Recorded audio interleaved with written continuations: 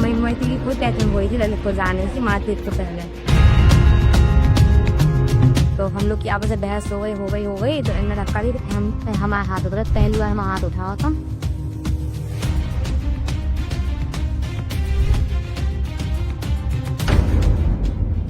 स्वागत है आपका हमारे एक और वीडियो में, जिसमें हम फिर से डिस्कस करेंगे कि किस तरह एक लड़का प्रताड़ित होता है और कानून के जंगल में फंसकर हमारा कानून तो देखिए, कानून हमारे भलाई के लिए बनाया जाता है, लेकिन उसका दुरुपयोग करने वाले इतने सारे लोग हैं कि आप जब फंसते हो उस कानून में, और चूंकि हमारा कानून थोड़ा स्लो है, थोड़ा नहीं बहुत ज़्यादा ही स्लो है, तो आपको इंसाफ मिलते शायद इंसाफ मिल भी जाए, लेकिन बड़ा वक्त निकल जाता है। तो आजकल के लोगों में मैं मैच्योरिटी देखता हूँ।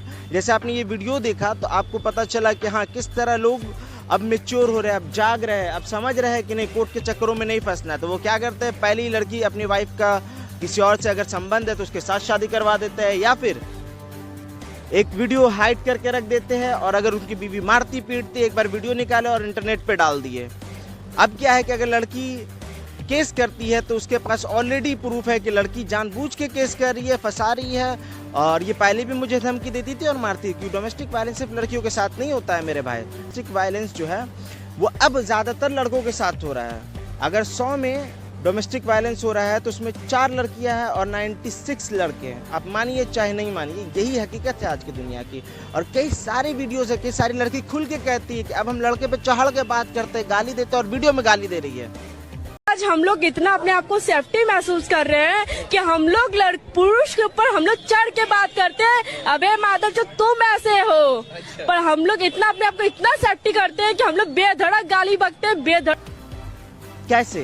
क्योंकि हमारा कानून जो है वो बहुत स्लो में काम कर रहा हो। कि इंसाफ तो दूंगा, लेकिन एक काम करो, पहले तुम मेंटेनेंस दे दो।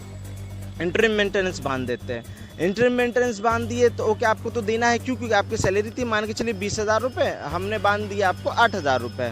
8,000 आप अपनी वाइफ को दे दो, और केस में भी आओ, केस में भी आपको आना है। और अलग स्टेट में केस किया है तो स्टेट में जाने के लिए, उस केस में जाने के लिए लड़के को ढेर सारा अमाउंट पे करना पड़ रहा है, हर बार वकील को देना पड़ रहा है, प्लस वो काम छोड़ के जा रहा है, प्लस उससे 7-8 हज़ार रुपये देना भी है मेंटेनेंस। अब उसके पास बचेगा क्या? वो अपने आप पे क्या खर्च करेगा, अपने माँ बाप पे क्या खर्च करेगा, अपने रेंट पे क्या खर्च करेगा, अपने जीविका पे क्या खर्च करेगा? सवाल तो ये होता है। उसके बाद चलिए कर लेता है, मान लीजिए मैनेज कर लिया, वो किसी तरह कर लिया, लेकिन जब उसने केस किया लड़की ने, तो क्या लड़की ने सिर्फ लड़के पे केस किया? लड़की के परिवार पे भी केस किया, उन्हें भी हैरेसमेंट किया, उन पे झूठे लांछन लगाए, और इस लांछन की वजह से परिवार को भी जाना पड़ रहा है। अब उस चीज़ को भी उसे मेंटेन करना है। और बार बार अगर कोई शख्स एक स्टेट से दूसरे स्टेट जाएगा केस के सिलसिले में या किसी भी सिलसिले में, तो सिंपल सा चीज़ है जो समझना चाहिए। मैं इतना खुल के बयान कर रहा हूँ, मुझे समझ में नहीं आता क्यों। अगर मैं सिंपली कहूँ कि हाँ भाई, एक बंदा जो एक स्टेट से दूसरे स्टेट ट्रैवल कर रहा है, और उसमें ट्रैवल करते करते वो काम भी कर रहा है, और काम वाला क्या उसे रखेगा जो हर महीने 10 दिन की छुट्टी ले रहा हो, हर महीने 5 दिन की छुट्टी ले रहा हो, हर महीने वो 4 दिन की ही छुट्टी ले रहा हो? क्या वो कंपनी उसे रखेगी? क्या उससे कंपनी को नुकसान नहीं होगा? तो वैसे बात वो निकालिए। प्लस ये लड़कियाँ नोटिस तो उनके कंपनियों में भी भेजती है कि हाँ, आपका एम्प्लॉय जो ये नाम है, इसने ऐसा किया है, तो कोई भी कंपनी उस सेंस पे भी नहीं रखेगी। तो अब लड़की की जॉब चली गई, लड़का बेरोजगार, कोई कंपनी उसे रखने को तैयार नहीं है। उसके बाद लड़कियां कहती है हमें मेंटेनेंस दो, कोर्ट कहता है मेंटेनेंस दो, तो लड़का नस काट ले क्या अपनी? क्या करे लड़का? कहाँ से लाएगा पैसा?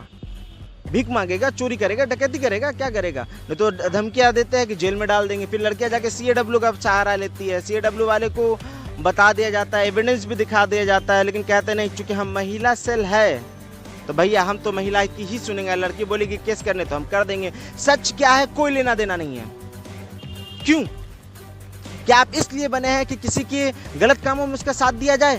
क्या इसलिए आपका संगठन बैठाया गया, आप लोग को रखा गया है कि आप कोई अगर गलत करता है तो उसको सपोर्ट कर लो? क्यों? मैं आपको प्रूफ दूंगा बहुत सारे केसों का। क्या आप उस चीज पे एक्शन लोगे? अगर लोगे तो हमारा साथ दो। मैं एक केस बताता हूँ एग्जाम्पल के तौर पे। ये दिल्ली का केस है, दिल्ली और कोलकाता का केस है। लड़की दिल्ली की रहने वाली है और कोलकाता का लड़का रहने वाला है। वो यहाँ आके शादी की, मंगनी एंगेजमेंट सब यहीं हुआ, उनके मर्जी से हुआ। और अब वो अपनी बातों को रखा उसकी माँ ने कि दिल्ली में आकर रहो लड़के को। लड़के ने डिनाई कर दिया, फिर दबाव बनाया गया, कहा गया अगर मेरी बात नहीं मानोगे तो हम ये कर देंगे वो कर देंगे। लड़के ने वीडियोस भी बनाए हर चीज़ का, लड़कों को मारा पीटा गया लड़की द्वारा, उसके माँ बाप को धमकी दी गई, उसके माँ बाप पे हाथापाई करने की कोशिश की गई, उसके भाई को मारने की कोशिश की गई। उसके बाद लड़की भाग के चली गई अपने मायके। जब वो भाग के चली गई वहाँ से जाके वो केस कर रही है। लड़के के पास प्रूफ है, लड़के के भाई ने कहा जो हस्बैंड है कि आप केस करो जब उसने ऐसा ऐसा किया है, क्योंकि कल के डेट में अगर आप फंसोगे तो फिर आप फंस जाओगे। लड़के ने कहा नहीं, ये तो शायद अपनी माँ के कहने पे उस लड़की ने किया होगा, वो समझ जाएगी, उसे अकल होगी, जब गुस्सा ठंडा होगा वो वापस आ जाएगी। बट यहाँ पे वो लड़का सरासर गलत था, उसने कोई केस नहीं किया। और इस साइड आ जाओ, तुम इस साइड आ जाओ, आगे बढ़ जाओ। तो लड़के ने कोई केस नहीं किया और इसका भुगताना, इसका हर्जाना उससे देना पड़ा। उसके ऊपर ढेर सारे केसेस हो गए। अब वो दौर भाग रहा है। लड़के के पास सारे वीडियोस है, सारे एविडेंस है कि किस तरह उसके साथ गलत हुआ है, गलत एलिगेशंस लगाए गए, उस पर गलत केस उस पर फाइल किए गए हैं, झूठे, सारे झूठे केसेस है। जिसमें से एक एग्जांपल देता हूँ मैं कि किस तरह वो लड़की अपना आपको इनोसेंट दिखाती है और सारे किए किराए पे उसी का हाथ है, उसकी माँ का हाथ है। जब वो लड़का को धमकी देती है कि मैं तुम्हें जान से मार दूंगी और मैं तुम्हें जान से मार सकती हूँ, बड़े सख्त अंदाज में जब उसने धमकी दे दी, आप ये वीडियो देखिए। मारूंगी मैं, वो तो दिख रहा है कौन, जान ले सकती हूँ मैं, मुझे बोल रही जान रिकॉर्डिंग है, हम ओपन थ्रेट दे रहे हैं, देखिए। तो उससे जब पूछा गया कि आपने जान से मारने की धमकी कैसे दे दी, तो उसका वो गजनी बन जाती है एक्चुअली, भूला। इनको मार देंगे आप बोले, तो हम ये बात नहीं बोले। रिस्की हो गया क्या? उसे कुछ याद ही नहीं रहता है कि उसने कोई धमकी दी है। उसका डायरेक्ट डिनाई रहता है कि मैंने कोई धमकी नहीं दी। इसके सारे एविडेंस है मेरे पास और मैं चाहता हूँ कि मैं इसे सोशल मीडिया पे डिस्कस करूँ। हाँ, मारपीट वाले में डिस्कस नहीं कर सकता, क्योंकि एक लड़के को ये कभी भी गवारा नहीं होता है कि उसकी एक फुटेज इंटरनेट पे वायरल हो जिसमें वो अपनी वाइफ से पिट रहा हो। अब बहुत एंड हो के, बहुत त्राहिमाम हो के लड़का ये सब करता है।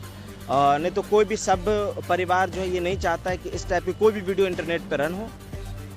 तो इस टाइप की वीडियो रन करने से पहले मैं चाहता हूँ आपसे एक रिक्वेस्ट कि कम से कम 100 आदमी कमेंट करे कि उन्हें ये वीडियो चाहिए। मैं लाइक की दरख्वास्त नहीं करता, मैं सब्सक्राइब की दरख्वास्त नहीं करता आपसे। कमेंट करें, शेयर करें इस चीज़ों को, और लोगों में इस बीमारी से लड़ना है हमें। ये एक बीमारी है असल में, जो कि लेडीज़ में फैलता जा रहा है। कुछ भी लड़ाई हो तो अच्छा मेरे बात नहीं मारेगा मैं केस कर दूंगी। क्यों केस करना है? पहले ज़माने में सुनते थे हम कि जब खाने में नमक ज़्यादा होता तो पति मारता था। अब पत्नियां मारती है कि नमक हो गया खा, और नहीं खाएगा तो मार खा। ये वीडियोस नेट पे बहुत सारे ऐसे मिल जाएंगे आपको। तो अब हमें और आपको तय करना है कि हमें आगे क्या करना है। धन्यवाद। नए जमाने वाली माँ देती बच्चों पर ध्यान नहीं, अपराध को जो रोक सके देती ऐसे संस्कार नहीं है। ऐसी नारी है जिसको परिवार की ही ना चिंता है। अरे कैसी नारी है जिसमें नारित्व ही ना दिखता है। हाँ, नारी तो वो होती थी जो काल को भी मात दे, अपने स्वामी के खातिर वो जो राजपाट भी त्याग दे। दंडवत प्रणाम है मेरा उस